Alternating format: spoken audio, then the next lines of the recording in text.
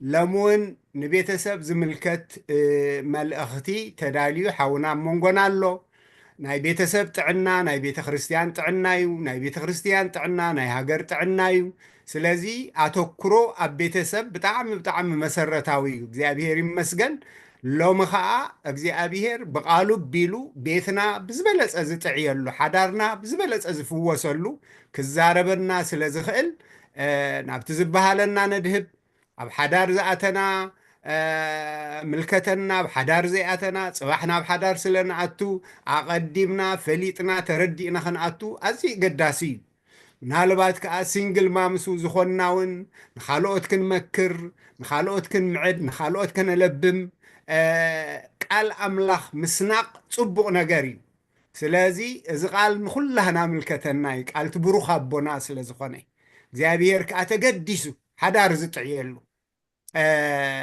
መምርሒ ኣቐሚጡልና ስለ ዘሎ እግዚኣብሔር ዝተፈላለየ ሰብ ዝተፈላለየ መገዲ ስለ ዝዛረብ ናሓውና ዕድል ክህቡ እየ ፓስተር ደረጀ ይባላል እዚህ ከተማ በተለይ ደግሞ በቶሮንቶና አካባቢው ያሉ የኢትዮጵያውያንና የኤርትራውያን አብያተ ክርስቲያናት ህብረት ቼርፐርሰን ነው ከአሁን በፊት የዛሬ ዓመት መጥቶ እኛ ቸርች በአካል አገልግሎን ነበር ዛሬ ደግሞ በመካከላችን ተገኝቶ ያው በአካል መጥቶ ለማገልገል ፈቃደኛ ነበር ሆኖም ግን በዚህ አይነት መልኩ እንድናገለግል የእግዚአብሔር ፈቃድ ስለሆነ ከቤቱ ሆኖ እግዚአብሔር በልቡ ያኖረውን ያካፍለናል ፓስተር ደረጀ ወልካም በቤተ ክርስቲያን በብርሃን ሰማይ ቤተ ክርስቲያን ሽማግሌዎች በቤተ ክርስቲያን ምእመናን ስም እንኳን ደህና መጣህ እላለሁኝ አሁን ጊዜው ያንተ ነው ጌታ ኢየሱስ ይባርክ ራስህን ታስተዋውቃለህ እኔ ያለፍኩት ያመለጠኝ ነገር ካለ እሺ ቪዲዮው ለምን እንደሆነ አላውቅም መክፈት አልቻልኩም ኤኒዌይ ያው ድምጼን ትሰሙታላችሁ እሺ ቆይማ አንዴ እቶም ንኽእል ብሩኻት ቶም ንኽእል ልክዕ ከምቲ ኣብ ማሕበር ዘለና ኣብቲ ንእከበሉ ኣዳራሽ ከም ዘለና ክስምዓና እቶም ንኽእል ኣብ ድሓን ቦታ ዘለና ተኸፈትናዮ ገጽ ንገጽ ተተረኣኣና ጽቡቕ እዩ ሽምኩም ርእዮ ኣለኹ ጽቡቕ ብዝተኻእለ መጠን ከዓ ገጽናን ተረኣኣና እውን ጽቡቕ እዩ እወ ቴንኪዩ ቶም ትኸፍቱ ዘለኹም እግዚኣብሔር ይባርኽኩም ፓስተር ደረጀ እንታይ እዩ ዝብል ዘሎ እታ ቪድዮ ኣብያ ትንላ ኢልሎ ድሓን ብቓል ክመፀና እዩ እግዚኣብሔር ይመስገን ናብቲ ዝበሃለና ነድህብ በቃ ፓስተር ደረጀ እንደሚመቸውንህ እንግዲህ ቀጥል ጌታ ኢየሱስ ይባርክ አሜን አሜን ጌታን እጅግ አድርጌ አመሰግነዋለሁ ጌታ ይሄንን እድል ስለሰጠኝ አይ ቲንክ አሁን ቪዲዮ ሰራ መሰለኝ ሰርተዋል እያየንህ ነው አዎ መልካም የጌታ ስም የተባረከ ይሁን ሙሉ ለሙሉ ባይገባኝም ፓስተር ያልከው አንዳንዱን በግምት ገብቶኛል ያው አስተዋውቀኸኛል ስም ጌታ ይሄንን እድል ስለሰጠኝ ባካፕ ያደርጋል ድምጽ ራሱ ና ያንተ ድምጽ አይደለም ሌላ ያስተረጎመ ነው አይደለም ከፍቶ ስለነበር ነው እና ሚት ያደረኩ ተባበራለሁ በዚህ መልካም እሺ በቃ ባጭሩ ጊዜያችንን እንዳልወስድ ስሜ ደረጀ አስፋው ባላለሁኝ ያው በዚህ ከተማ ወደ 8 ዓመት ያህል ቆይቻለሁ ከአሜሪካ ነው የመጣሁት ከባለቤቴና ከአንድ ልጃችን ጋራ አሁን የምንኖረው እዚህ ነው ዳውንታውን ኤልኦላም የምትባል ቤተክርስቲያንን እያገለገልኩና እየመራሁ ነው ያለሁት እንግዲህ ቅድም ፓስተር እንዳለው ላስቲር መጥቼ በአካል አገልግያችሁ ነበረ ዛሬም ለመምጣት ፈቃደኛ ነበርኩ ግን መካከል ላይ የገባውን ነገር ታውቃላችሁ እኛ ብቻ ሳንሆን አብያተ ክርስቲያናት በሙሉ እኛ ከሰዓት ፕሮግራማችንንም የምናደርገው በዙም ነው የምናደርገው ለምን ለሚነዳም በትራንስፖርት ለሚመጣ ማስቸጋሪ ስለሆነ ያንን መልካም ነገር ለመፍጠር ነው። መልካም የጌታ ስም የተባረከ ይሁን። አሁን አጭር ጸሎት እንጸልይና ወደ እግዚአብሔር ቃል እንገባለን። የዘላለም አምላክ እግዚአብሔር ሆይ እጅግ አድርገን እናመሰግንሃለን። ክብርና ምስጋና፣ ታላቅነትና ልዑልነት፣ ዘላለማዊነት ሁሉ ለአንተ ይሆን። እግዚአብሔር ሆይ ከቅዱሳን እህቶቼና ወንድሞቼ ጋራ በዚህ መልኩ እንድንገናኝ ዛሬ ስላሰብከው ይህንን ስላዘጋጀህ ተመስገን። በቆይታችን ክበር። እነሆ መማር ያለብንን አንተው ራስህ አስተምረን፣ ለውስጥ ሰውነታችን ተናገረን። ክብር በሰማይ በምድር ተጠቅልሎ ለአንተ ይሁን። በኢየሱስ ክርስቶስ በአምላካችንና በንጉሳችን ስም ጸለይን፣ አሜን። መሰረታዊ አድርጌ የማነባቸው ክፍሎች 3 የመጽሐፍ ቅዱስ ክፍሎች አሉ። እነሱን እናነብና 3 የመጽሐፍ ቅዱስ ክፍሎችን እናነብና ከዛም በኋላ እናንተ እንግዲህ በዛ መሰረት የእግዚአብሔርን ሐሳብ እንካፈላለን። የመጀመሪያ ማካፈላችሁ ዘፍጥረት ምዕራፍ 2 ከቁጥር 18 እስከ 25 ያለውን ይሆናል። ዘፍጥረት ምዕራፍ 2 ከ18 እስከ 25 በተደጋጋሚ ያነበብነው፣ የሰበክነው፣ የተማርነው፣ ያስተማርነው ሊሆን ይችላል። ግን መሰረታዊ ስለሆነ እሱን አነባለሁ። እግዚአብሔር አምላክም አለ፣ ሰው ብቻውን ይሆን ዘንድ መልካም አይደለም፣ የሚመቸውን ረዳት እንፍጠርለት። እግዚአብሔር አምላክም የምድር አራዊትንና የሰማይ ወፎችን ሁሉ ከመሬት አደረገ፣ በምን ስም እንደሚጠራቸው ያይ ዘንድ ወደ አዳም አመጣቸው። አዳምም ሕያው ነፍስ ላለው ሁሉ በስሙ እንደጠራው ስሙ ያው ሆነ። አዳምም ለእንስሳት ሁሉ፣ ለሰማይ ወፎችም ሁሉ፣ ለምድር አራዊትም ሁሉ ስም አወጣላቸው። ነገር ግን ለአዳም እንደ እርሱ ያለ ረዳት አልተገኘለትም። እግዚአብሔር አምላክም በአዳም ከባድ እንቅልፍን ጣለበት፣ አንቀላፋም። ከጎኑም አንዲት አጥንትን ወስዶ ስፍራውን በስጋ ዘጋው። እግዚአብሔር አምላክም ከአዳም የወሰዳትን አጥንት ሴት አድርጎ ሰራት፣ ወደ አዳምም አመጣት። አዳምም አለ፣ ይህች አጥንት ከአጥንቴ ናት፣ ስጋም ከስጋዬ ናት። እርሷ ከወንድ ተገኝታለችና ሴት ትባል። ስለዚህ ሰው አባቱንና እናቱን ይተዋል፣ በሚስቱም ይጣበቃል፣ ሁለቱም አንድ ስጋ ይሆናሉ። አዳምና ሚስቱም ሁለቱም ራቁታቸውን ነበሩ። ሁለተኛ የምናነበው ክፍል ዘፍጥረት ላይ ያለ ይሆናል።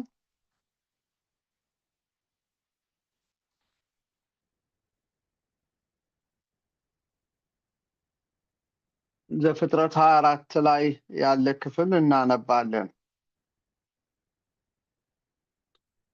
ዘፍጥረት 24 ከቁጥር 56 ጀምሮ ላንብብላችሁ። ይሄ በጣም አስፈላጊ ክፍል ነው። ብዙ ጊዜ የማናየው ነገር ነው። ነገር ግን ለዛሬ ሐሳባችን በጣም ይደግፈናል፣ ለሌላም ጊዜ እንዲሁ። ቁጥር 56 ላይ እግዚአብሔር መንገዴን አቅንቶልኛልና አታዘግዩኝ፣ ወደ ጌታዬ ሄድ ዘንድ አሰናብቱኝ አላቸው። እነርሱም ብላቴናይቱን እንጥራና ከአፏ እንጠይቅ አሉ። ርብቃንም ጠርተው ከዚህ ሰው ጋር ትሄጃለሽን አሏት። እርሷም እሄዳለሁ አለች። እህታቸውንም ርብቃን ሞግዚቷንም የአብርሃምን ሎሌና ሰዎቹንም አሰናበቷቸው። ርብቃም መረቋትና አንቺ እህታችን እልፍ አእላፋት ሁኚ፣ ዘርሽም የጠላቶችን ደጅ ይውረስ አለዋት። ርብቃ ተነሳች፣ ደንገጥሮቿም በግመሎች ላይ ተቀምጠው ያንን ሰው ተከተሉት። ሎሌውም ርብቃን ተቀብሎ ሄደ እያለ ይቀጥልና እስከ ቁጥር 67 ድረስ ይስሐቅ ምን ያህል ርብቃን ለማግኘት ይጠብቅ እንደነበረ ያስተምረናል። በኋላ እንመለስበታለን። የመጨረሻው ኤፌሶን ምዕራፍ 5 ላይ ያለውን ክፍል እናነባለን። ኤፌሶን ምዕራፍ 5 ከ31 እስከ 33። ስለዚህ ሰው አባቱንና እናቱን ይተዋል፣ ከሚስቱም ጋር ይተባበራል፣ ሁለቱም አንድ ሥጋ ይሆናሉ። ይህ ምስጢር ታላቅ ነው። እኔ ግን ይህን ስለ ክርስቶስና ስለ ቤተ ክርስቲያን እላለሁ። ሆኖም ከእናንተ ደግሞ እያንዳንዱ የገዛ ሚስቱን እንዲህ እንደ ራሱ አድርጎ ይውደዳት፣ ሚስቱም ባሏን ትፍራ ይላል። በእነዚህ ክፍሎች ላይ እንደተመለከትነው እንመጣበታለን። ሊሆን ስለሚገባው ነገር ስለ ጋብቻ ወይም ስለ ትዳር አጀማመሩና አካሄዱ የእግዚአብሔር ቃል በግልጽ ያስተምረናል። ጋብቻ አሁን በዘመናችን ቀሎና ወርዶ እንደምናየው ሳይሆን ቃሉ እንደሚያስተምረን ጋብቻ ክቡር ነው። ዛሬ ስለ ጋብቻ ሲታሰብ ብዙ በዙሪያችን የማያምኑ ከሃዲዎች የሚያደርጉት ብዙ ነገር ስላለ የጋብቻን ክቡርነት በጣም አቅልሎ ነው የምንመለከተው። ጋብቻ የቤተሰብ መሰረት፣ የልጆቻችን የወደፊት ማንነት፣ የሀገርና የትውልድ የነገ ማንነት መሸጋገሪያ ድልድይና ሀብት ነው። ይህንን በደንብ እንድናስተውል እፈልጋለሁ። አይ ብሊቭ ቅድም ፓስተር ባታ ሲል የሰማሁት ይመስለኛል። ያው ትግርኛ ሙሉ ለሙሉ ስለማልረዳ ነው እንጂ አንዳንድ ሀሳቦችን ፒክ አድርጌያለሁ እና ይህንን ሀሳብ የተናገረ ይመስለኛል። እውነት ስለሆነ ነው። በማንም በምንም ይናገር፣ ጋብቻ የቤተሰብ መሰረት ነው። ኢትስ ፋውንዴሽን ኦፍ ፋሚሊ።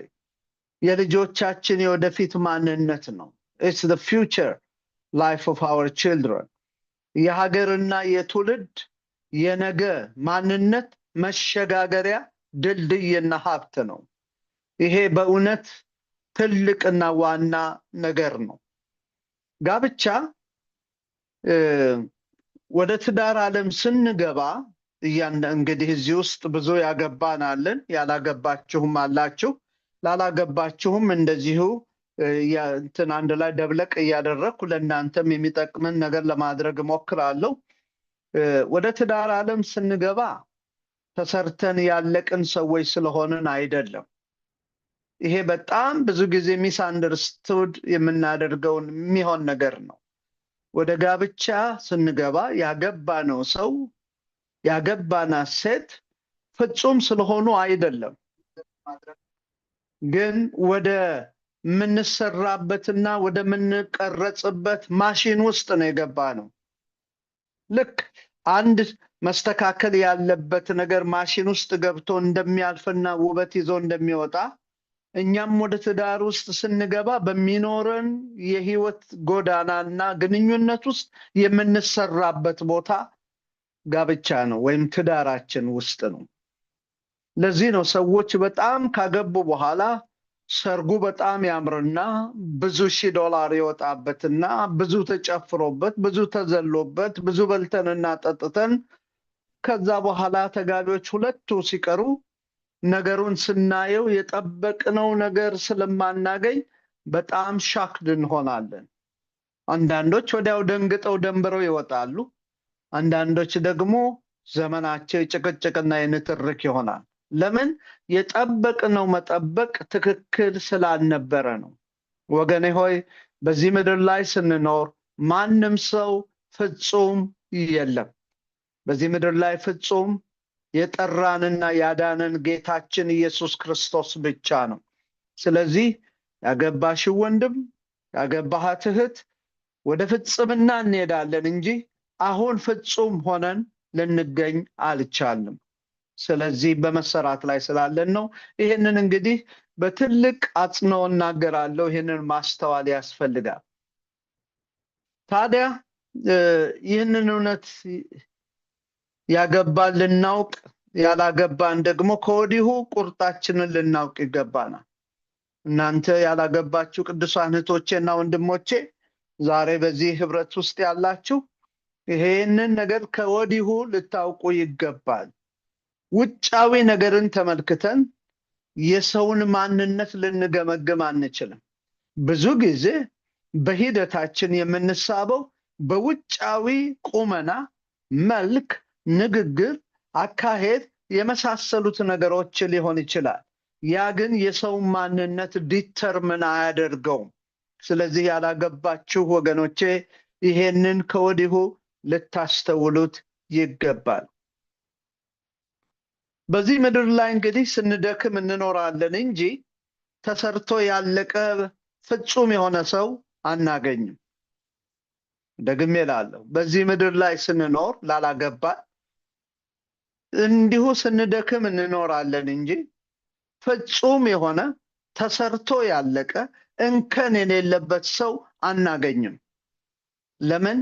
በመጀመሪያ ራሳችንን ብንመለከት ራሳችን እንኳን ፍጹም አይደለንም። ፍጹም ያልሆነው ሰው ሌላ ፍጹም ሰው አንጠብቅም። ነገር ግን አሁንም እላለሁ በመሰራት ሂደት ውስጥ አብሮ በመተሳሰር በቃል ኪዳን ጥላ ውስጥ ሆነን ወደፊት አንዱ ሌላውን በማንሳት በማቅናት በመምከር በመደጋገፍ ዘመናችንን በእንዲህ አይነት መልኩ እግዚአብሔር አምላክ ደግሞ የበላይ ሆኖ እየመራን የምናልፍበት ታላቅ የህይወት ጎዳና ይሆናል። አንዳንድ ጊዜ ያላገቡ ሰዎች ለብዙ ዘመን በፍለጋ ላይ ናቸው። ዘመናቸውን ሁሉ በፍለጋ ጨርሰዋል። አንዳንድ ጊዜ እድሜያቸው ያልፋል። ወንዶችም ብንሆን ሴቶችም ብንሆን አንዳንድ ጊዜ እንደዚህ እናለን። ወንድ እድሜው ቢያልፍም ሊያገባ ይችላል እንላለን። ልክ ነው፣ ሊያገባ ይችላል። ችግሩ ግን ምንድን ነው? በኋላ ልጆችን ማፍራት በሚችልበት ጊዜ ለልጆቹ እሱ አያት ነው እንጂ አባት አይሆንም። ለምን? የእድሜ ጋፑ በጣም የሰፋ ይሆናል። ከልጆቹ ጋራ ዝቅ ብሎ መጫወት፣ መነጋገር፣ እነሱ የሚፈልጉትን ማድረግ አይችልም። ስለዚህ ብዙ ጊዜ ይሄንን በሚዛን ላይ ስለማናስቀምጠው እንዲሁ በፍለጋ በቃ የራሳችን መስፈርት አለን። ልክ እኮ በምድር ላይ አንዳንዴ የሌለ ሰው ነው የምንፈልገው። ገና ተሰርቶ ያላለቀ ሰው ነው። ምናልባት ከሰማይ የሚመጣ ሰው ነው የምንፈልገው። ስለዚህ ወገኖቼ ይሄንን በጣም እንዲህ ቀላል ነገር መስሎ ቢታየንም ልናስተውል ይገባናል። እንዲሁ ዘመናችንን በመፈለግ አንዱን ስናነሳ፣ አንዱን ስንጥር፣ አንዱን ስንሞክር፣ ይሄኛውን ስናደርግ እንዲሁ ልናደርግ አይገባንም። እግዚአብሔር ነው ትዳርን የሚሰጥ፣ እግዚአብሔር ነው ወደ ሰዎች ህይወት የሚያመጣ። ያላገባችሁ ወገኖች ከሰውና ከኛው ዕውቀት ውጪ የሆነውን እግዚአብሔርን መፈለግ በጣም መልካም ነው። እንግዲህ በእነኚህ ባነበብናቸው ክፍሎች ውስጥ ብዙ ጥልቅና ሰፊ ሀሳቦች እናገኛለን። በነገራችን ላይ የጋብቻና የቤተሰብ ትምህርት በ45 ደቂቃ እና በ1 ሰዓት የምንማረው ነገር አይደለም። በጣም ትንሹን ነገር ነው የምንካፈለው እና በጣም ጥልቅና ሰፊ ነገር ስለሆነ በብዙ መልኩ አንዳንድ ጊዜ ያላገቡ ሰዎችን ስናስተምር ወይም ደግሞ ካውንስል ስናደርግ ወደ 12 የተለያዩ ዋና ሊያውቁ የሚገባቸውን ቶፒኮች እናስተምራቸዋለን። ስለ ገንዘብ፣ ስለ አማችና ምራት፣ ስለ ጀንደር ልዩነት፣ የወንድ የሴት፣ እንዲሁም ደግሞ በፊት ስለነበረን የፋሚሊ ባክግራውንድ፣ ወደፊት ልናደርግ ያለን ዓላማ፣ በብዙ መንገዶች የምናስተምራቸው ዋና ነገሮች አሉ። ይሁን እንጂ እነዛን እንኳን አስተምረን እነዛ የተጋቡ ሰዎች ትዳራቸው ፐርፌክት ይሆናል ማለት አይደለም። ስለዚህ ትዳር በጣም ሰፊ ነገር፣ ሁል ጊዜ የምንማረው ነገር ስለሆነ እንግዲህ ይሄንን ማስተዋል በጣም ጥሩ ነው። በመሰረቱ የጋብቻና የቤተሰብ ትምህርት ላስተዋለ ሰው የእድሜ ዘመን ትምህርት ነው እንጂ አንዴ ተምረን ዲግሪ አገኝተን ጭነን በቃ እኔ ተምሬያለሁ ከዚህ በኋላ ጨርሻለሁ የምንለው ነገር አይደለም። ካገባ 1 ዓመት የሆነውም ይማራል፣ ካገባ 10 ዓመት የሆነውም ይማራል፣ ካገባ 30 ዓመትም የሆነ ይማራል። ሁል ጊዜ የምንማራቸው ነገሮች እንዳሉ ማወቅ ያስፈልጋል። በየደረጃው የምንማረው ነገር አለ። ለምሳሌ ባልና ሚስት ሲጋቡ 2 ናቸው። ስለ እርስ በርሳቸው የሚማሩት ብዙ ነገር አለ። ብዙ ነገሮች ይገለጣሉ። ልንሸፍናቸው የማንችላቸው ነገሮች ፊት ለፊት ይመጣሉ። ስለዚህ በዛ በመጀመሪያው አፍላ ደረጃ የምንማራቸው ነገሮች አሉ። ግጭት ሲመጣ የምንማራቸው ነገሮች አሉ። ልጆች ሲመጡ የምንማራቸው ነገሮች አሉ። በልጆች ሂደት ደረጃ የምንማራቸው ነገሮች አሉ። ከቤተሰብ ጋር ባለን ግንኙነት የምንማራቸው ነገሮች አሉ። ከጓደኞች ጋር የሚኖረን ትስስርና መሄድ የምንማራቸው ነገሮች አሉ። በአገልግሎትም እንኳን ያለን ስለ አገልግሎት የምንማራቸው ብዙ ነገሮች አሉና ይህንን የምላችሁ ምንድን ነው? የትዳር ጉዳይ የማይነካው ነገር የለም። በብዙ አቅጣጫ የሚነካ ነገር ስላለ ከብዙ አቅጣጫ ነው የምንማረው። እንግዲህ እውነተኛ ትምህርት የሚጀምረው ከተጋባን በኋላ ነው። ለምን ብትሉኝ ከመጋባታችን በፊት ሁሉን እሺ አሜን አሜን ሃኒ ይሁን አሜን አሜን ነው የምንለው። ነገር ግን ከተጋባን በኋላ አሜን የማንልበት ስዊት የማንልበት ነገሮች ይመጣሉ። ምክንያቱም ሰው ቶለሬት ማድረግ የሚችልበት የራሱ ካፓሲቲ ስላለው፣ ግንፍልነታችን፣ ቁጡነታችን፣ አኩራፊነታችን፣ የተለያየ ነገራችን ሁሉ እየተገለጠ ይመጣል። ስለዚህ ከጋብቻ በኋላ ይጀምራል። ከጋብቻ በፊትማ እጅ ለማስገባት በተለይ እኛ ወንድሞች የማናደርጋቸው ነገሮች የለም። የስጦታው ጋጋታ፣ የተለያየ ነገር፣ የፍቅር ናዳው፣ የምንጽፈው ጽፈት፣ እነዚህ ሁሉ ብዙ ናቸው። ነገር ግን ከተጋባን በኋላ እነዛ ዘለቄታ አላቸው ወይ? እንግዲህ ያገባችሁ ሰዎች ራሳችሁ ለራሳችሁ ምስክር ሁኑ። እንግዲህ ወደ አነበብነው ክፍል ልመለስና አንዳንድ ሀሳቦችን መሰረታዊ ስለሆነ እርግጠኛ ነኝ እናንተ የምታስተምራላችሁ፣ ከሌሎችም ተምራችኋል፣ መጽሐፎች አንብባችሁ ሊሆን ይችላል። የትዳርን ነገር ከብዙ ፐርስፔክቲቭ ነው ሰዎች የሚያዩትና የሚያስተምሩት። እንዳልኳችሁ የማያልቅ ውቅያኖስ ነው። ስለዚህ እኔም ደግሞ ከቤዚክ ነገሩ ተነስቼ ጥቂት ነገሮችን ላሳያችሁ እወዳለሁ። የጌታ አምላካችን ስም የተባረከ ይሁን። እንግዲህ የመጀመሪያ የምንመለከተው ነገር ምንድን ነው ብትሉኝ፣ የትዳር ጀማሪው ራሱ እግዚአብሔር ነው። የትዳር ጀማሪው ራሱ እግዚአብሔር ነው። ሰው ብቻውን ይሆን ዘንድ መልካም አይደለም ብሎ የሰውን ጉድለት ያየ እግዚአብሔር ነው። ይህ ከሰው ልጅ ውድቀትና ኃጢአት በፊት የሆነ ነገር ነው። ትዝ ይላችኋል፣ እግዚአብሔር ወደ አዳም ሲመጣ ሔዋንንም ቅድም ባነበብነው ክፍል ሲያመጣለት ገና የሰው ልጅ አልወደቀም ነበር፣ ኃጢአት አልነበረም። ስለዚህ ከኃጢአት በፊት እግዚአብሔር የፈጠረው አንደኛው ነገር ጋብቻ ነው። ጋብቻ በእግዚአብሔር ዘንድ በጣም ፍጹም ነገር ነውና፣ ስለዚህ ወገኖቼ ከሰው ልጅ ውድቀት በፊት እንደመጣ ይሄንን እናስባለን። ስለዚህ እግዚአብሔር ለሰው ልጅ የሰጠው በረከት ትዳር ነው። አንዳችንን ለሌላችን እግዚአብሔር መስጠቱ ይሄ ትልቅ በረከት ነው። እኔ ከራሴ ጀምሮ የምትሰሙ ሁሉ ወደፊትም ልታገቡ የምትዘጋጁና የተዘጋጃችሁ የምታገቡት ሰው ወይም ያገባችሁት ሰው ከእግዚአብሔር የተሰጠኝ በረከት ነው ብላችሁ ማሰብ ካልቻላችሁ በምናየው ድካምና በምናየው ስንፍና ነገር ሁል ጊዜ ስንማረር እንኖራለን። ነገር ግን ጀማሪው እግዚአብሔር ለእያንዳንዳችን የሚሻለንን የሚበጀንን ስለሚያውቅ እግዚአብሔር ትዳር እንደጀመረው በእውነት ይቀጥላል።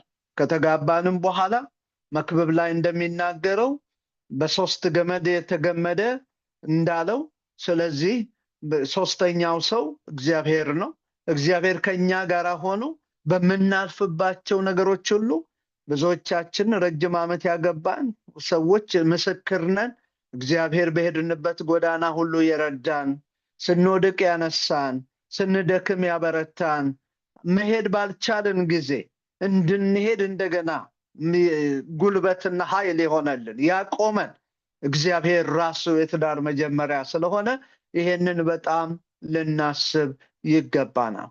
ዛሬ ዓለም በሰይጣን ነገር ተተብትባና ተይዛ እንደምትለው ዛሬ የሰዎች ምክክር አይደለም፣ የፓርላማ ድምፅ አይደለም፣ ወይም የነገስታት ደግሞ ማቅራራት አይደለም። ጋብቻ ለሰው ልጅ የሰጠ እግዚአብሔር ነው። እግዚአብሔር ደግሞ ብላክ ኤንድ ዋይት የተናገረው ሰው ብቻውን ይሆን ዘንድ መልካም አይደለም ሲል ለአዳም ያመጣለት ሌላ አዳም ሳይሆን ለአዳም ያመጣለት ሔዋንን ነው።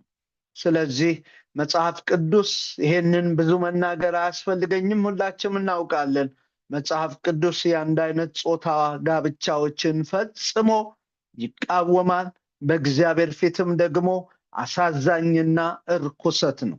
ስለዚህ እግዚአብሔር ፍጹም ደስ የሚል ነገር ነው የሰጠን። ወንድማችንን እህታችንን ሲሰጠን ለበረከት፣ ለደስታ፣ ለሰላም ነው የሰጠን። ምክንያቱም በጎ ስጦታ ሁሉ ከእግዚአብሔር ስለሆነ ነው። ወገኔ ያንን ፐርስፔክቲቭ ሁል ጊዜ ሊኖረን ይገባል። እግዚአብሔር የሰጠን ስጦታ በጎ ስጦታ ነው። እግዚአብሔር መልካም አምላክ ስለሆነ ሁል ጊዜ የሚሰጠው ነገር መልካም ነገር ነው። እግዚአብሔር ክፉ አምላክ አይደለም። አንዳንድ ጊዜ ሰዎች ያማርራሉ። ለምንድን ነው እችን ሴት የሰጠኝ? ለምንድን ነው ይህንን ሰው የሰጠኸኝ ይላሉ። አይደለም፣ እኛ በሂደት ውስጥ መስተካከል፣ መማር፣ መሸካከም፣ መዋደድ፣ መፈቃቀር ስላልቻልን ነው እንጂ እግዚአብሔር ክፉ ነገር ሰጥቶን አይደለም። ስለዚህ ሁል ጊዜ አንዳንድ ጊዜ በአገልግሎት ዘመን አይቻለሁ። ባል ተነስቶ ሚስትን ይረግማል፣ ሚስት ተነስታ ባልን ትረግማለች። አንዳንዴ አንጠነቀቅም። ልጆቻችን ፊት ለፊት ነው የምንሰዳደበው። እነዚህ ብዙ መርገምን በቤት ውስጥ ያመጣሉ። እኔም ማወራው ስለ ዓለማውያን አይደለም። እኔም ማወራው ስለ እግዚአብሔር ልጆች ነው የማወራው። ስለዚህ በአጭሩ ወደ ሌላው ለመሄድ ጊዜ እንዲበቃ ትዳርን የጀመረ ሰው አይደለም፣ ትዳርን የጀመረ እግዚአብሔር ነው። ስለዚህ ከጸለይን፣ ከለመንን፣ ፊቱን ከፈለግን፣ ከጠበቅነው ወደኛ ያመጣት ሴት ራሱ እግዚአብሔር ስለሆነ በዛ ሰው ህይወት፣ በዛች ሴት ህይወት ስራን የጀመረ እግዚአብሔር የሚጨርስ ነውና ታግሰን ዘመናችንን ሁሉ ልንራመድ ይገባናል። እንግዲህ እግዚአብሔር የትዳር መጀመሪያ ነው። ሁለተኛው ሐሳብ ወደ አዳም ሔዋንን ያመጣ ራሱ እግዚአብሔር ነው። ቅድም ባነበብነው በዘፍጥረት ላይ ያለውን ነው እየተነተንኩኝ ሰፋ ላደርግላችሁ የምሞክረው። እግዚአብሔር የትዳር አጋራችንን ወደኛ ሲያመጣ ቢያንስ ሁለት ዋና ነገሮች እንማራለን። ይህን ረጋ ብዬ እናገራለሁ እንድንይዘው።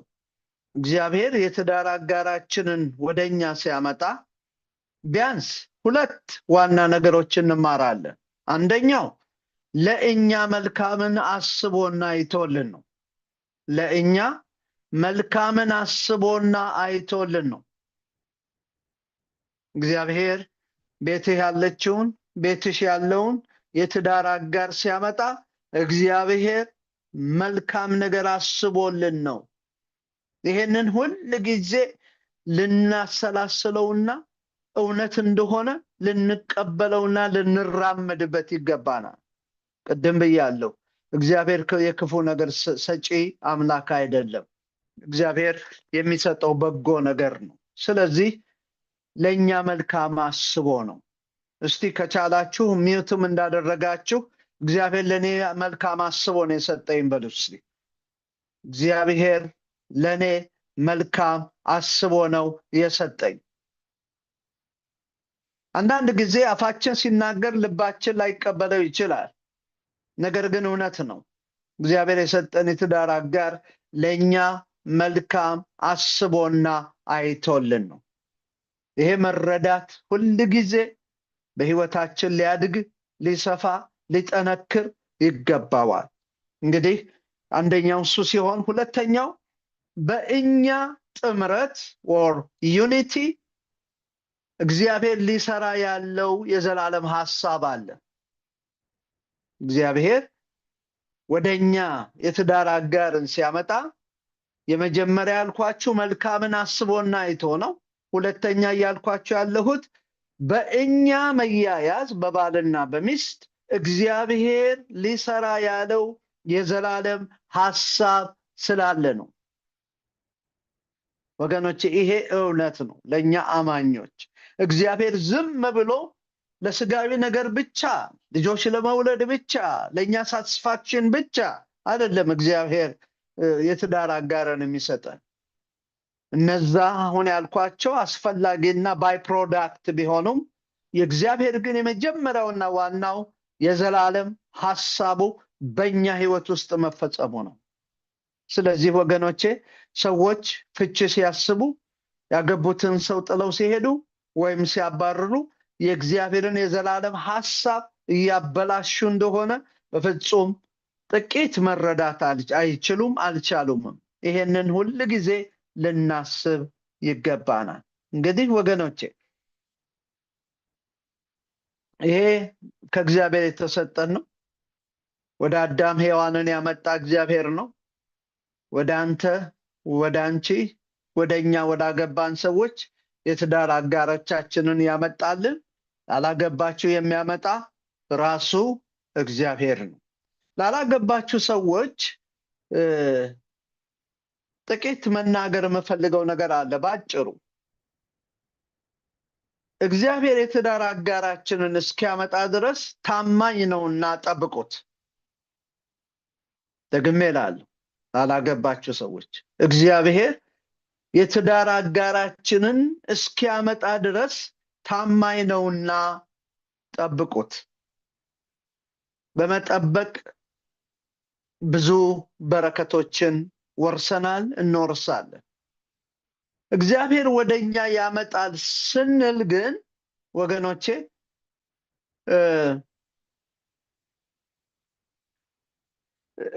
የራሳችንን ምርጫ ካልሰጠኸኝ እያልነው አይደለም። ብዙ የሚያስቁ ነገሮች በአገልግሎት ዘመን ያሳለፍኩት አለ። በጸሎት ስፍራ ሰዎች የሚወዷት ወይም የሚወዱት ሰው አጠገብ ቁጭ ብለው ጌታ ሆይ ስጠኝ፣ ይሄንን ሰው ስጠኝ እችን ሰው እያሉ የጸለዩ። በዛ አይሆንም። ስለዚህ እኔ በልቤ ያስኩትንና የመረጥኩትን ይሄ ነው መሆን ያለበት ያልኩትን እግዚአብሔር ተስማማ ማለት አልችልም። እግዚአብሔር ያለው ይሻላል። እግዚአብሔር የመረጠው ይሻላል። የኛ መስፈርት የተለያየ ነገር ሊሆን ይችላል። እግዚአብሔር ግን ልብና ኩላሊትን ይመረምራል፣ የነገንም ነገር ያያል። ስለዚህ እግዚአብሔር ወደኛ ያመጣል ስንል የራሳችንን ምርጫ ስጠኝ አንለውም፣ እሱን አናስቀምጥም፣ ፕሪኮንዲሽን አናደርግም ለእግዚአብሔር። ሌላው ብዙ ጊዜ ሰዎች እግዚአብሔር ፓርትነር ወይም ደግሞ የትዳር አጋር እንዲሰጣቸው ሲፈልጉ ልዩ ነገሮችን ነው የሚጠብቁት። ምን ማለቴ ነው? ትንሽ ላብራራው። ትንቢት እንዲተነበይላቸው ይፈልጋሉ። የሰራው ጌታ እግዚአብሔር እንደዚህ ይላል፣ ይህችን ልጅ ላንተ ሰጥቻለሁ፣ ያንን ልጅ ላንተ ሰጥቻለሁ። ወገኖች ይሄ በጣም አደገኛ ነው። በትንቢት የተጋቡ በትንቢት ይፋታሉ። ስለዚህ በጣም መጠንቀቅ ያስፈልጋል። ሌላው ልዩ መገለጥ ነው የምንፈልገው። ልዩ ራእይ ነው የምንፈልገው። እግዚአብሔር እንደዛ ሊያደርግ ይችላል፣ አላውቅም፣ ይችላል። ነገር ግን ትልቁ ነገር እግዚአብሔር በሚገባን መንገድ ይናገረናል። በሚገባን መንገድ እግዚአብሔር ልጆቹንና ይወደናልና እግዚአብሔር ይናገረናል። ስለዚህ ልዩ ገብርኤል ሚካኤል እንዲገለጡልን አንጠብቅ። እግዚአብሔር ሲምፕል ስሞል ቮይስ በሆነ ነገር ይናገራል። እግዚአብሔር በአንድም በሌላም ስለሚናገር እግዚአብሔር ባስለመደን ነገር መናገሩ አይቀርምና እናንተ ያላገባችሁ ወገኖች እግዚአብሔርን ጠብቁት። እንግዲህ አንደኛ ያልኳችሁ የእግዚአብሔር የትዳር ጀማሪ እግዚአብሔር ነው። ሁለተኛ ያልኳችሁ ወደ አዳም ሔዋንን ያመጣ ራሱ እግዚአብሔር ነው። ሶስተኛ ትዳር በፍጹም ከምንገምተው በላይ አንድ መሆንና መዋሃድ ነው። ሶስተኛ ትዳር በፍጹም ከምንገምተው በላይ አንድ መሆንና መዋሃድ ነው። መጽሐፍ ቅዱስ ሲናገር ሰው አባትና እናቱን ይተዋል፣ ሁለቱም ይጣበቃሉ፣ አንድ ስጋም ይሆናሉ እያለ ይናገራል። በዛ ቦታ ላይ ብዙ ትምህርቶች አሉ። ስለ ፍጹም መቆራኘት ይናገራል። በስጋ ስለሚኖረን አንድነት ይናገራል። ስለ መተሳሰር ይናገራል። ብዙ የሚናገራቸው ነገሮች አሉ። ስለዚህ ይህ ውህደትና አንድነት ከምናስበው በላይ መሰረታዊና እጅግ ዋና ነገር ነው። የባለ ትዳሮች መዋሃድና አንድ መሆን።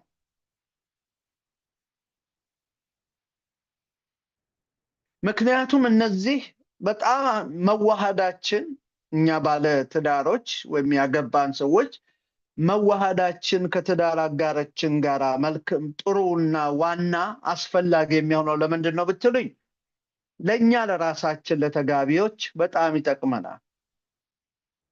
ከባለቤቴ ጋራ መዋሃድ መቻሌ፣ አንድ መሆን መቻሌ ለህይወቴ፣ ለጉዞዬ፣ ለኑሮዬ፣ ለአገልግሎቴ፣ ለማደርገው ነገር ሁሉ ይረዳኛል። ሁለተኛ የሚረዳው ለምናፈራቸው ልጆች ይረዳል። ወደድንም ጠላንም ልጆቻችን መናገር በማይችሉበት ጊዜ እንኳን እግዚአብሔር በሰጣቸው በውስጥ ኢንስቲንክት እያዩ የሚሰሙት ነገር እየገባቸው በፊት ኤክስፕሬሽናችን ፋሻል ኤክስፕሬሽናችን መልካም እንደምንናገር፣ ክፉ እንደምንናገር፣ እንደምንጣላ ወይም ደግሞ ደስ እንዳለን እያዩ ነው የሚያድጉት። ማደግ ብቻ አይደለም፣ ወደፊት የነሱም ትዳር በነዛ ሁኔታ ይቀጥላል። ወገኖቼ እውነታውን ከተነጋገርን በእርግጥ አንድ ባልና ሚስት ሲጋቡ ሁለት ሰዎች ብቻ አይደለም የሚጋቡት። የሚስት ቤተሰብ የባል ቤተሰብም በሚታየው መልኩ ሳይሆን በማይታዩ መልኩ ኮንትሪቢዩት ያደርጋሉ። ለምን? እያየን ያደግነው ነገር ስለሆነ ያንን ሪፍሌክት ማድረጋችን አይቀርም። ባል የአባቱ ቤት ወይም ደግሞ የወላጆቹ ቤት ትክክል የሆነ መስሎት ያንን እንዲሆን ነው የሚፈልገው። ሴት የወላጆቿ ነገር ትክክል ነው ብላ ስለምታመን ያን እንዲሆን ነው በትዳር ላይ የምትፈልገው። በዚህ ጊዜ ነው ብዙ እነሆ የተለያየ ግጭትና ለመስማማት የሚመጣው። ስለዚህ ይሄ አንድነታችን ወደዛ ደረጃ ላይ መድረሳችን በጣም ጤነኛ የትዳር ዘመን እንዲኖረን ያደርገናል። እንዳልኩት ለእኛ ለተጋቢዎች፣ ለምናፈራቸው ልጆች እንዲሁም ደግሞ ወገኖች እግዚአብሔር ለጠራን ክቡር አገልግሎት አንዳንድ ጊዜ መንፈሳዊውን ነገርና ትዳርን አናገናኘውም።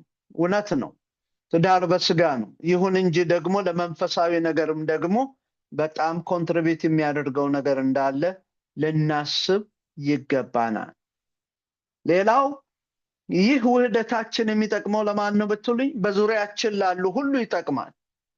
ለሚመለከቱን በቸርች በሉኝ፣ በስራ ቦታ በሉኝ፣ በመንደራችን በምንኖርበት በሉኝ፣ በቤተሰባችን ኤክስቴንድድ ፋሚሊ ሁሉ የኛ ሁኔታ አፌክት ያደርጋቸዋል። መስበክ አያስፈልገንም፣ ማስተማር አያስፈልገንም። ነገር ግን ህይወታችንን ሲያዩት፣ አንድነታችንን፣ ጥምረታችንን፣ መዋሃዳችንን ሲያዩት በጣም ብዙ የሚማሩት ነገር አለ። ነገር ግን እላለሁኝ፣ ይህንን ብዬ ወደሚቀጥለው ሄዳለሁኝ። በጣም መጠንቀቅ ያለብን ነገር አስመሳይ የሆነ ኑሮ ከመኖር መጠንቀቅ አለብን። ብዙ ጊዜ ሰዎች በሰው ፊት ማንነታችን እንዲገለጽ ስለማንፈልግ ፌክ የሆነ ወይም አርቲፊሻል ማንነታችን ነው ፕሮጀክት የምናደርገው። ይሄ በጣም መንፈስ ቅዱስን ያሳዝናል። ስለዚህ ያልሆነውን ሆነን ከመገኘት ይልቅ ያልሆነውን እንድንሆን መጣርና ትክክለኛውን መስመር ውስጥ መግባት እሱ በጣም ጠቃሚና የተሻለ እንደሆነ ለማለት እወዳለሁ። እንግዲህ የእግዚአብሔር ሐሳብ ባልና ሚስት ወደ ፍጹም መተሳሰር ለማምጣት ነው። ይሄ ጊዜ ወስዳል። ይሄ በአንድ ሌሊት የሚሆን አይደለም። ዛሬ ስለተጋባን ዛሬውኑ ሌሊቱን አንድ ሆነን እናድራለን ማለት አይደለም። በጣም ይሄ በትክክል ካየነው ተግባራዊ ነገር አይደለም። ታዲያ ምን ያህል ጊዜ ይወስድብናል? ባል ከሚስቱ ጋር ለመዋሃድና አንድ ለመሆን ይህ ውህደትና ጥምረት ምን ያህል ጊዜ ይወስድብናል? 1 ዓመት፣ 2 ዓመት፣ 3 ዓመት? ይሄንን በዚህ መልኩ ልመልስላችሁ። መልሱ የሚሆነው የመጀመሪያው መተው ያለብንን ስንተው ብቻ ነው። ባልና ሚስት ለመዋሃድ አብልጠን በመሃል ያስገባነውን ነገር መኖር አለመኖሩን ማስተዋል ያስፈልገናል።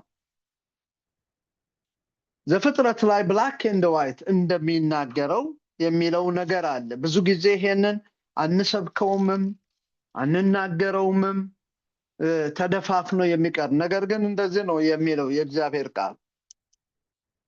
ስለዚህ ሰው አባቱንና እናቱን ይተዋል የሚለውን ቃል በጣም አስምሩበት። ይተዋል ሲል ቤተሰቡን አባንደን ያደርጋል ይወረውራል ማለት አይደለም። ወንድሞቹን እህቶቹን ይተዋል ይወረውራል ግድ አይኖረውም ማለት አይደለም። ሌላም አይደለም። ነገር ግን በባልና በሚስት መካከል መሰናክል የሚሆን ምንም ነገር እንዲፈጠር አይፈቅዱም ማለት ነው። ትላንት የምናደርገውን በትዳር ውስጥ ስንገባ አንቀጥልም። ብንፈልገው እንኳን መቀጠል አንችልም። አሁን ሌላ ቦታ ነው ያለነው። አሁን ከሌላ ሰው ጋር ነው ያለነው። አሁን ጉዞ የጀመርነው በቀላል አይደለም። በእግዚአብሔር ፊት ነው። በቃል ኪዳን ተሳስረን ነው። ለሕይወት ዘመን ነው። ስለዚህ መተው ያለብንን ነገሮች ካልተውን ከዚህኛው ሰው ጋር መጣበቅ አንችልም። አሁን በተቀመጣችሁበት ቤት እያንዳንዳችሁ ብድግ ብላችሁ የሆነ ነገር ብትጨብጡ እና ወደ ግራ ወይም ወደ ቀኝ መሄድ ብትፈልጉ ይሄንን የጨበጣችሁትን ነገር መተው ግድ ነው። ይሄንን የጨበጥነውን ነገር ካልተውን መሄድ ወደ ፈለግንበት አቅጣጫ መሄድ አንችልም። ስለዚህ ይሄንን ይዘን ወደዛ መሄድ መጎተት ነው። ትዳር ደግሞ የመጎተት ጉዳይ አይደለም። ትቶ ጥሎ ተጣምሮ ከዚህ ከአዲስ ከተጀመረው ከትዳር አጋር ጋራ እስከ ሕይወት ፍጻሜ ድረስ የምናደርገው ጉዞ ነው። እርግጠኛ ነኝ ይሄ ዲፕ ነው። ብዙ ጊዜም የብዙ ሰዎች ፍቺ ያለ መስማማት ምክንያት ይሄ ነጥብ ነው። እርግጠኛ ሆኜ እነግራችኋለሁ። ሰው አባትና እናቱን ይተዋል። መጽሐፍ ቅዱስ ፐርፌክት ቃል ነው የምናገኘው። ከተውን በኋላ ነው ይጣበቃል ያለው። ሳንተው መጣበቅ አንችልም። ብዙ የምንተዋቸው ሲምፕል የሚመስሉ ነገሮች አሉ። ሰው ለብቻው ሲንግል ሆኖ የሚወዳቸው ብዙ ነገሮች አሉ። ኳስ ጨዋታ፣ ሙቪ ማየት፣ ትራቨል ማድረግ፣ መጽሐፍ ማንበብ፣ ከጓደኞች ጋር ሃንጋውት ማድረግ፣ ስንቱን ልንገራችሁ። ብዙ ነገሮች እናደርግ ነበር። ነገር ግን ካገባን በኋላ ግን እነዚህ ነገሮች አይቀጥሉም። ሙሉ ለሙሉ ይሞታሉ ማለት አይደለም። ነገር ግን የፈርስት ፕራዮሪቲ ካገባነው የትዳር አጋራችን ጋር ነው የሚሆነው። አንድ እውነተኛ የሆነ ታሪክ ትዝ ያለኝ፣ በጣም ብዙ ዘመኑ ቆይቷል። አሁን በጣም ትልቅ የጌታ አገልጋይ ነው ይሄ ሰው እና አሜሪካ ያደገ ነው። አገባና ፉትቦል፣ ይሄ አሜሪካን ፉትቦል ግጥሚያ በነበረበት ከተማ። ስለዚህ ጠዋት ተነስቶ ልብሱን ለባብሶ ሄዷል። እንዳይቀሰቅሳት ትተኛ ብሎ ነው። እሷ ብድግ ብላ ስታይ የለም። የዞረች ብትጣራ ብትፈልግ የለም። ጨነቃት። እንግዲህ ተመልከቱ፣ ምን ሊሰማት ይችላል? እንደዚህ ትቶኝ ሄደው ስላልፈለገኝ ነው፣ ከኔ ጋር መቀጠል ስላልፈለገ ነው፣ ብዙ ነገር። በኋላ የግድ አይቀርም ለቤተሰቦቿ ተናገረች። ቤተሰቦቿ መጡ። ቤቱ በተለያየ ነገር ተሞላ። እሱ መጨረሻ ኳስ ግጥሚያውን ሲጨርስ መጣ። የት ሄደህ ነው? ኦ አም ሶሪ፣ ግጥሚያ ነበረ ዛሬ፣ ፉትቦል ነበረ።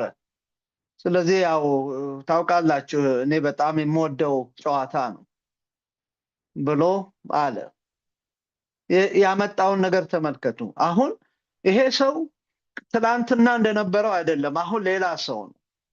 ፕራዮሪቲ መስጠት ያለበት ለኳሱ ለግጥሚያው ሳይሆን አብሯት ጎኑ ላለችው እነሆ አንድ ስጋ ለሆኑት ለሚስቱ ነው። ስለዚህ ወገኖቼ መተው ያለብንን ልንተው ግድ ይለናል። አለበለዛ እንዲሁ ዘመናችንን እናጠፋለን እንጂ ሳንጣበቅ፣ ሳንዋሃድ፣ ሳንያያዝ በብዙ ያስተሳሰብ ነገር ሊሆን ይችላል፣ ያመለካከት ነገር ሊሆን ይችላል። ብዙ ይሄንን እናንተ ራሳችሁ በራሳችሁ ሰርች አድርጉ። እንደውም ፈቃደኛ ከሆናችሁ ቁጭ ብላችሁ ከትዳር አጋራችሁ ጋር ተወያዩ። የኔ ያልተውኩት ነገር ምንድን ነው? አንቺስ ያልተውሽው ነገር ምንድን ነው ብላችሁ ተወያዩ። ኦነስት ከሆነን ማናገኘው ነገር አለ ብዬ አላስብም። ስለዚህ ይሄንን ማሰብ ጥሩ ነው። ሌላው ለመሆንና ለመሰራት ራሳችንን ፈቅደን ስንሰጥ ነው። ይሄ መቼ ይሆናል? ለመሆንና ለመሰራት ራሳችንን ፈቅደን ስንሰጥ ነው። እንደዚህ የምንለው አባባል አለ። that's me, it's me፣ እኔ እንደዛ ነኝ፣ ያደግኩት እንደዛ ነው፣ የሚገባኝ እንደዛ ነው። ወገኖች እነዚህ አይነት መሰል ነገሮች ወደ አንድነት አያመጡንም። አሁን that is not you። አሁን ነገር ተለውጧል። በጋብቻ ውስጥ እኔ የሚለው ነገር ዊ ወደሚለው ነው መሄድ ያለበት። እኔ በበዛ ቁጥር ትዳሩ ክራክ እያደረገ ነው የሚሄደው፣ እየተሰነጠቀ ነው የሚሄደው። ስለዚህ ለመሰራት ፈቃደኞች መሆን አለብን። እግዚአብሔር በብዙ መንገድ ይሰራል ወገኖች። ጎናችን ባለው ሰው ይሰራናል፣ በሌሎች ሰዎች ይሰራናል፣ በሁኔታዎች ይሰራናል፣ በብዙ በቃሉ ይሰራናል። እግዚአብሔር በመንፈሱ ይሰራናል። እግዚአብሔር የሚሰራን ብዙ መንገድ አለው። ለኤርሚያስ እንዳለው እኔ ሸክላ ሰሪው እንደሚሰራው በእናንተ መስራት አያቅተኝምን እንዳለው እግዚአብሔር ከሸክላ ሰሪ በላይ ነው።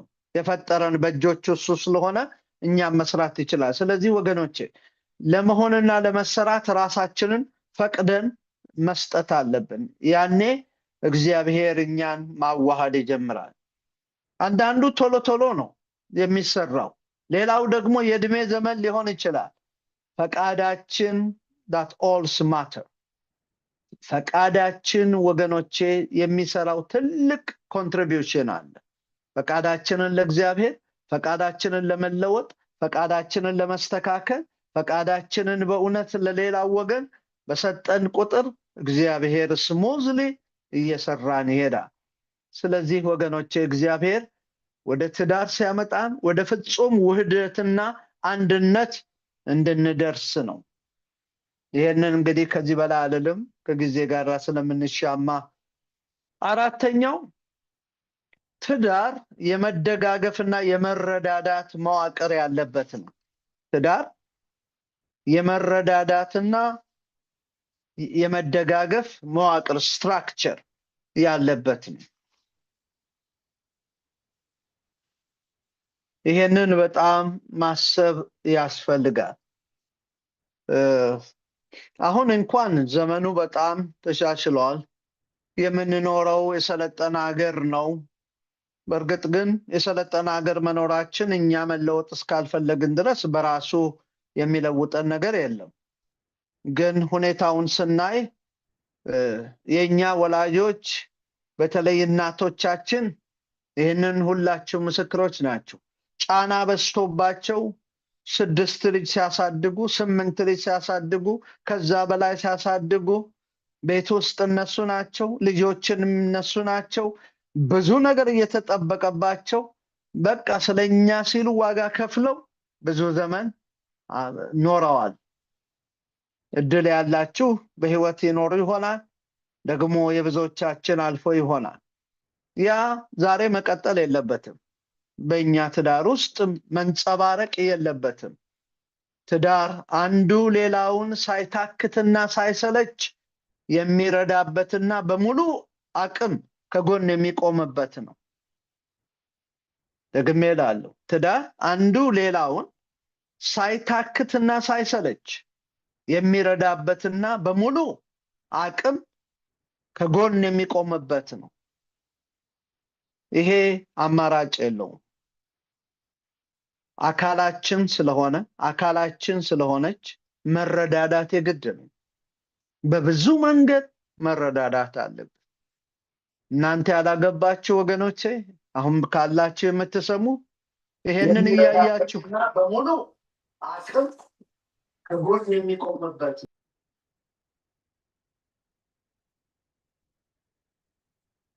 ስለዚህ የእግዚአብሔር ቃል እንደሚለው ለዚህ ወገባችንን ታጥቀን ተዘጋጅተን ወደ ትዳር ዓለም ለመግባት መሰናዳት ይጠበቅብናል። እኛም ያገባን ሰዎች ምናልባት ብዙ ምዕራፍ ሄደን ይሆናል።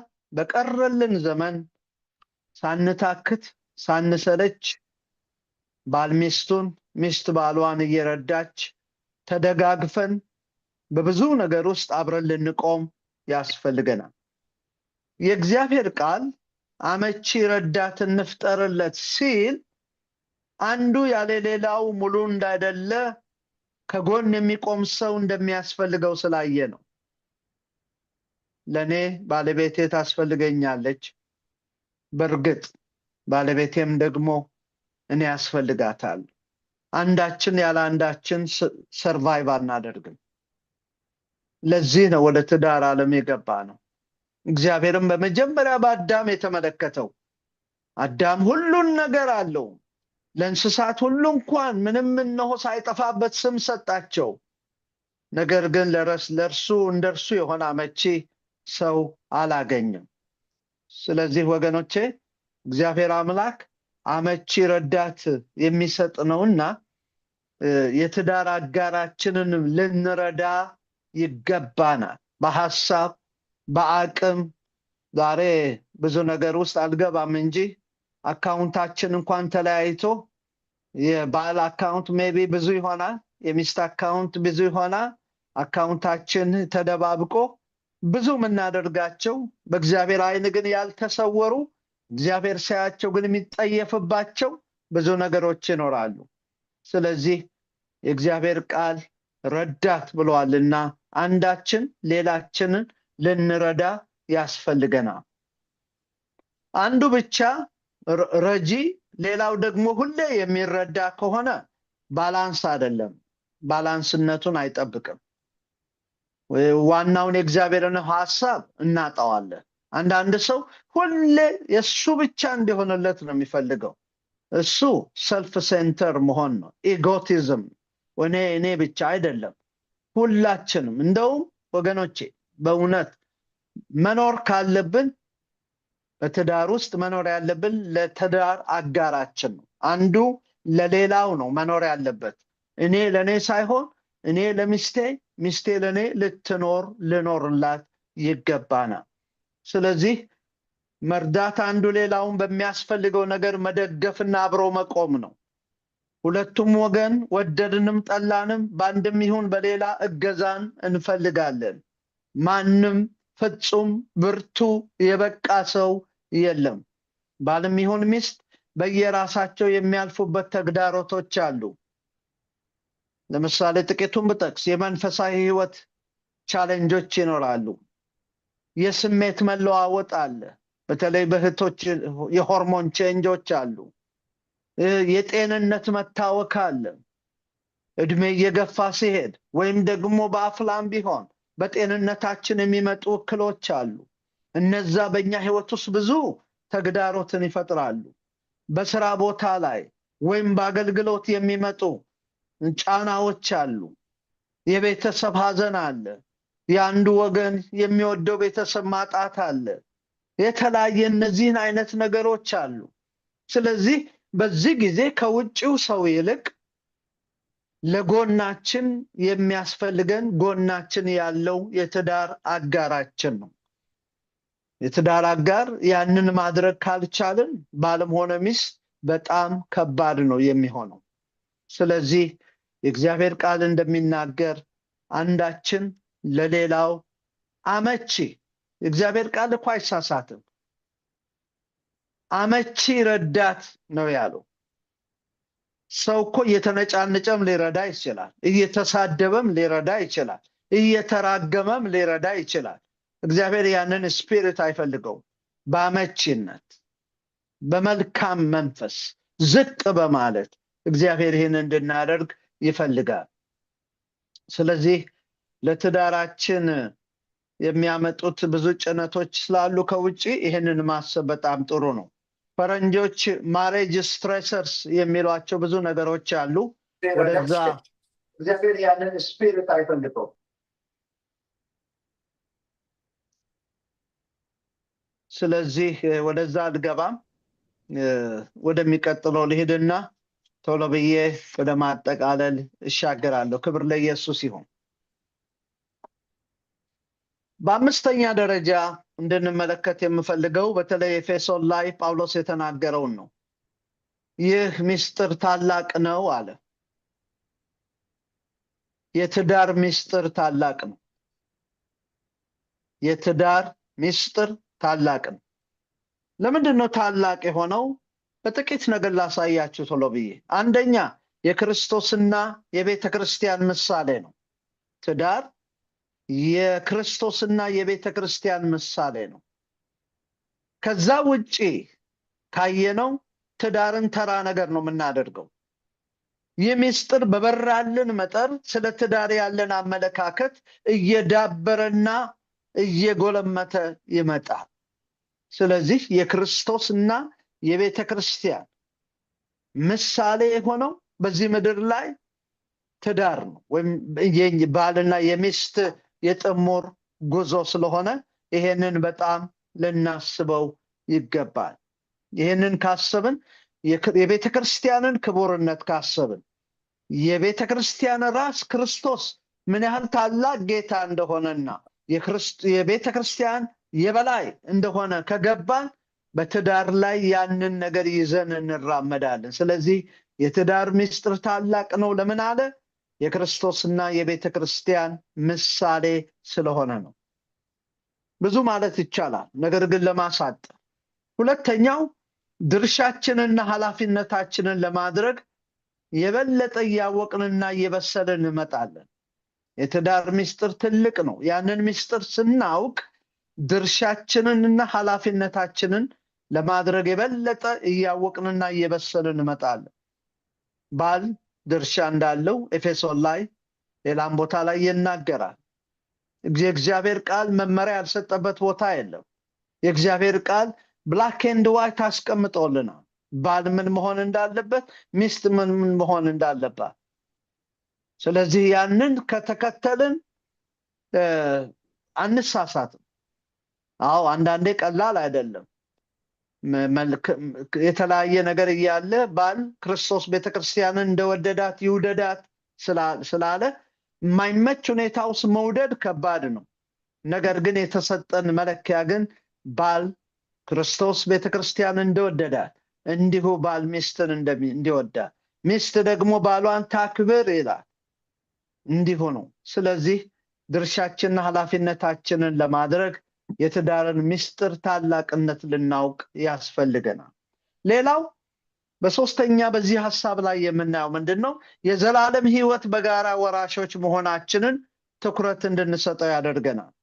የዘላለም ሕይወት በጋራ ወራሾች መሆናችን ትኩረት እንድንሰጠው ያደርገናል።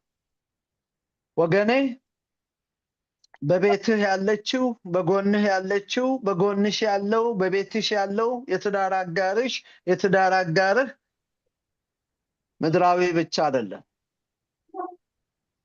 ለዘላለም በጋራ ተሳስረን በእግዚአብሔር መንግስት አብረን የምንኖር ሰዎች ነን።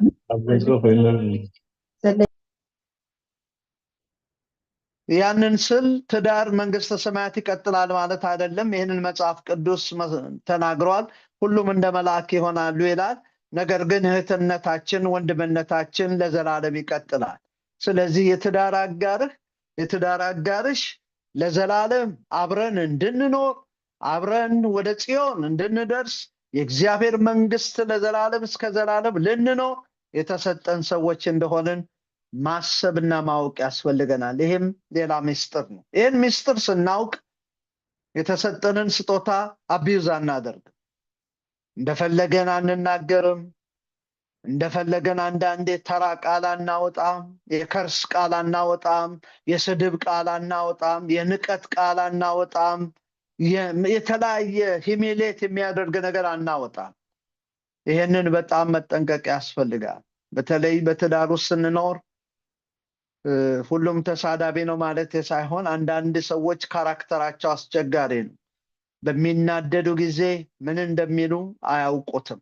ስለዚህ ብዙ ነገር ያበላሻሉ። ስለዚህ ወገኔ ሆይ ስንናደድ አንደበታችንን እንጠብቅ። ዛሬ የወጣው የተኮስነው እነሆ ነገ ልንመልሰው ብንሞክር ቀሪ ዘመናችንን ሁሉ እሳት ነው የሚሆንብን። ለእኛ ምንም ባይሆን ለተኮስንበት ሰው ግን በጣም ከባድ ስለሆነ በእውነት የምንናገረው ቃላችንን ከአንደበታችን የሚወጣውን በትዳር አጋራችን ላይ ልጆቻችን በተለይ እየሰሙ የምንናገረውን ጭቅጭቅና ንትርክ በጣም ልናስተውል ይገባናል። ሌላው ታላቅ ምስጢር ነው ሲል ግንኙነታችን ስለ ቤተ ክርስቲያንና ስለ ክርስቶስ ጥላ እንደሆነ ያስረዳናል። ግንኙነታችን ጥላ ነው። የክርስቶስና የቤተ ክርስቲያንን ነገር ነው የምናየው። for that matter በእውነት በፍቅር በእግዚአብሔር ቃል የሚመሰረት ቤተሰብ ሁሉ የክርስቶስ አካል ነው። በዛ ውስጥ ብዙ ህብረት ልናደርግ እንችላለን። መጽሐፍ ቅዱስ ልናጠና እንችላለን። እግዚአብሔር በመራን መጠን ብዙ ነገር ውስጥ ልንገባ እንችላለን። የክርስቶስ አካል ስለሆነ፣ የቤተ ክርስቲያን አካል ስለሆነ፣ ለአገልግሎቱ የተጠራን የተሾመን ስለሆነ፣ የእግዚአብሔር ጥሪ በእኛ ላይ ያለብን ስለሆነ ብዙ ነገሮችን ልናደርግ እንችላለን። ስለዚህ ግንኙነታችን በጣም ጥልቅ ነገር ነው። እንዲሁ ዝም ብለን ውጫዊ ነገር አይተን ስለወደድናት ስለወደደችን ልጅ ለመውለድ ወይም ደግሞ የተለያየ ነገር ለማድረግ የተጀመረ ነገር አይደለም።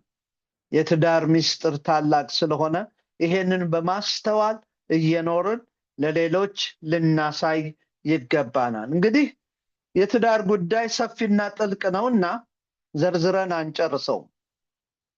ያላገባችሁ ወገኖች ትዳር በጣም መልካምና ደስ የሚያሰኝ ቢሆንም በዛ መጠን ብዙ መሰራትና ዋጋ መክፈልን ውጣ ውረድ ያለበት መውደቅና መነሳት ወዘተ ያለበት እንደሆነ ልነግራችሁ ወዳለሁ። ፍጹም ትዳር ጥብቃችሁ እንዳትጀምሩ። ፍጹምና ወደዛ እንሄዳለን እንጂ ፍጹም የሆነ ነገር የለም። ሁለት ሰዎች ነን። ከሁለት ባክግራውንድ ነው የመጣ ነው። ከሁለት ትራዲሽን የመጣ ነው። ከሁለት የቤተሰብ ሌብል የመጣ ነው።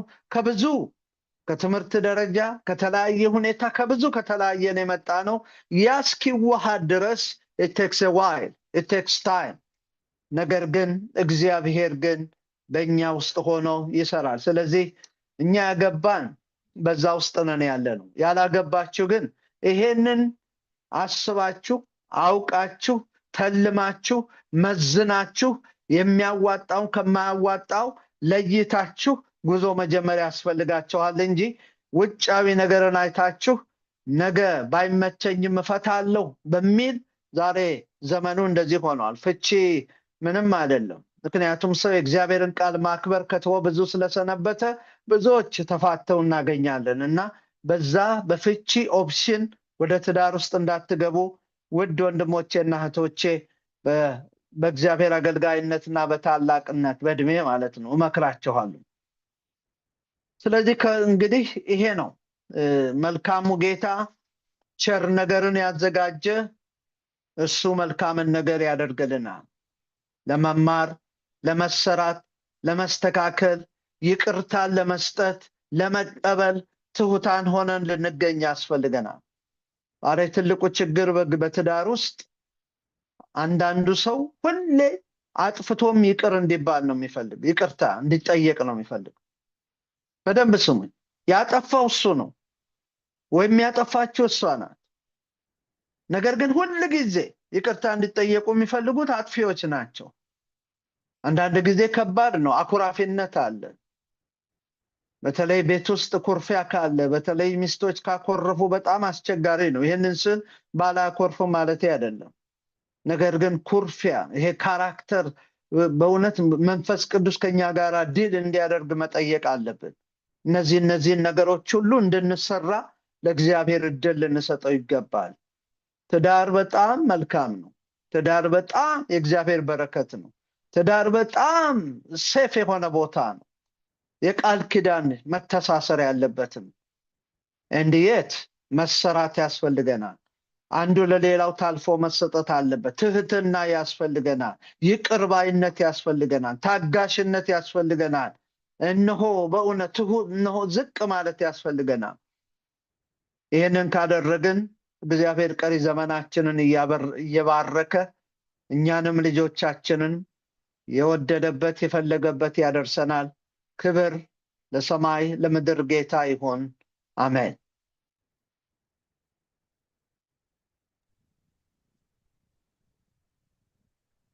ጌታ ኢየሱስ ይባርክ ፓስተር ደረጀ።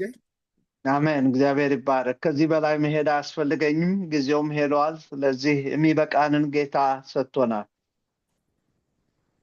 እውነት ነው፣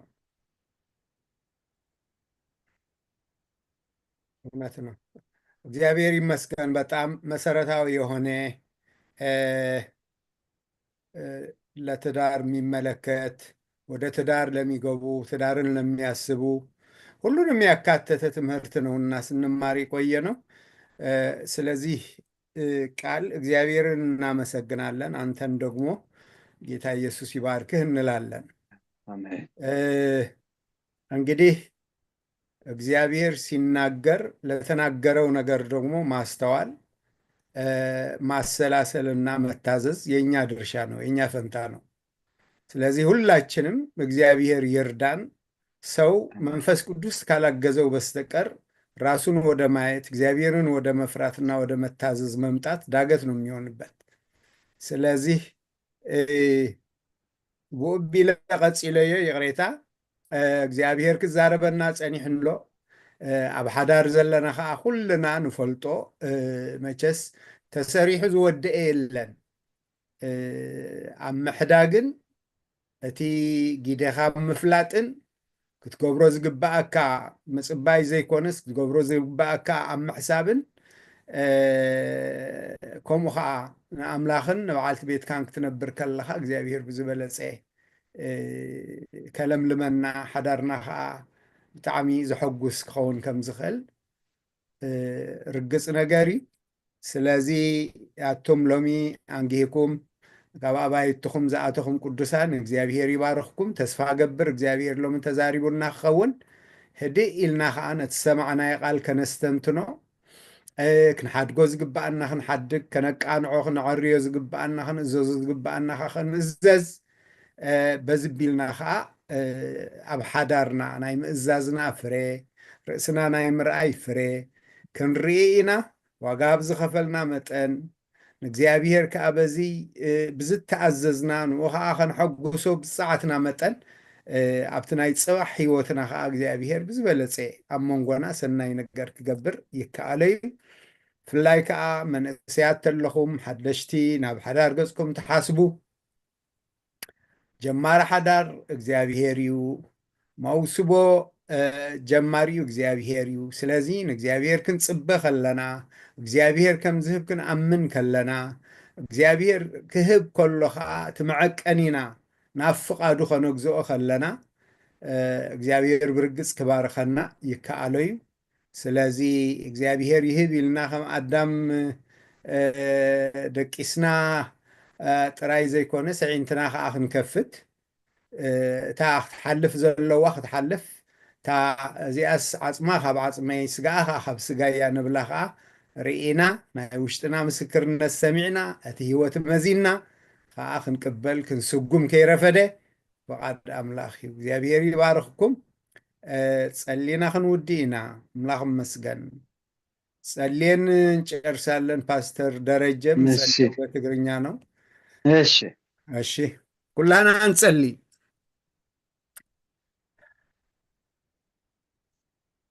ብዘላለማዊ ፍቕሪ ዘፍቀርካና ብርኹን ሕያዋይን ዝኾንካ እግዚኣብሔር ኣምላኽ ነመስግነካ ኣለና ወድኻ ኢየሱስ ክርስቶስ እኳ ካብሃብካና ካልእ ከዓ ምስኡ እምብዛ ዓዚዝካ ክትበና ከኣለካ እሞ እግዚኣብሔር ኣምላኽ ክብሪ ንህበካ ኣለና ኣብዛ ኣብ ግሽነት እነብረላ ምድሪ እግዚኣብሔር ኣብ ሂወት ነፍሲ ወከፍና ኣብ ሓዳር ነፍሲ ወከፍና ዓላማ ኣለካ እሞ ብሓቂ ሓዳርና ብግብሪ ኣብዛ ዓዲ ንዘሎ ፀረ ሓዳር ዝኾነ መንፈስ ዝኹንን ዝቃወም ዘፍርስ ክኸውን እግዚኣብሔር ኣምላኽ ነፍሲ ወከፍ ኣባይቲ ነፍሲ ወከፍ ሓዳር ክርስቶስ ዝኸብረሉ ክርስቶስ ዝግለጸሉ ብሓቂ ርኡይ ዝኾነ ናይ ብሓቂ ክርስቲያናዊ ዝኾነ ሓዳር ብፍቕሪ ዝተኣሳሰረ እግዚኣብሔር ኣምላኽ ክኾነልና ቅዱስ መንፈስካ ንሰብኣይን ንሰበይትን ክድግፍ ፍላይ ከዓ እቶም ንዕብዮም ደቀና ከዓ እታ እግዚኣብሔር ኣምላኽ